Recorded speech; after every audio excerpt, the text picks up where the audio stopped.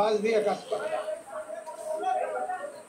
তাহলে ভাই ব্রিজ পরে ভাই গাড়ি ভাই ছাদটা ভরবে, ভাই ছাদ করবে। আর যদি ছাদে যদি রড না দেয় সামনে আমি বলি আমরা মারা যাবো।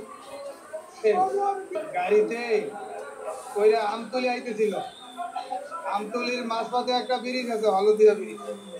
ওই ব্রিজের উপরে তা গাড়িটা আসতেছিল, মাঝখানে আইসে পড়ে গেছে। ব্রিজে কি বাস দেওয়া ছিল না রড দেয় নেই, যে কাজ করছে হে জানে আর আল্লাহ জানে। আমার পরিবারের 9 জন মারা গেছে, আমার বউ মাইয়া, আমার কাছের অনেক কাছের আত্মীয় আরো 7 জন মারা গেছে। বিবাহ ছিল, কালকে আমরা মেয়ে উঠাই দিচ্ছি, দেওয়ার পর আজকে ওখানে বউবা ছিল, সবাই আসতেছে। গাড়ি যখন ব্রিজের উপর উঠছে, ওনার অটো ছিল সামনে, ব্রেক দশে পর নিচে পড়ে গেছে।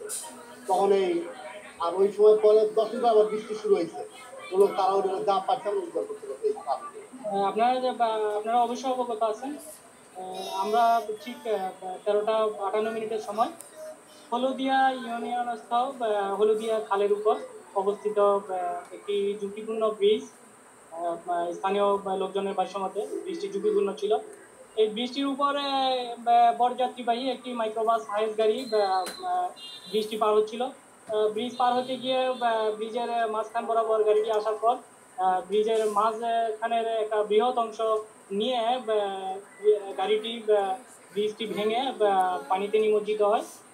আমি ঘটনাস্থলে আমার আমতলী ফায়ার স্টেশনের ফায়ার ব্রিগেডের নিয়ে আমার গাড়িকন জনগণ নিয়ে ঘটনাস্থলে পৌঁছে স্থানীয় জনগণ এবং আমার ফায়ার ব্রিগেডের উদ্ধারকর্মী পটুয়াখালী রিভার ফায়ার স্টেশনের আমাদের ডুবুরি উদ্ধারকারী দলের ডুবুরিদের সহায়তায় আমি ঘটনাস্থল থেকে মোট 9 জনের মৃতদেহ উদ্ধার করতে সক্ষম হই।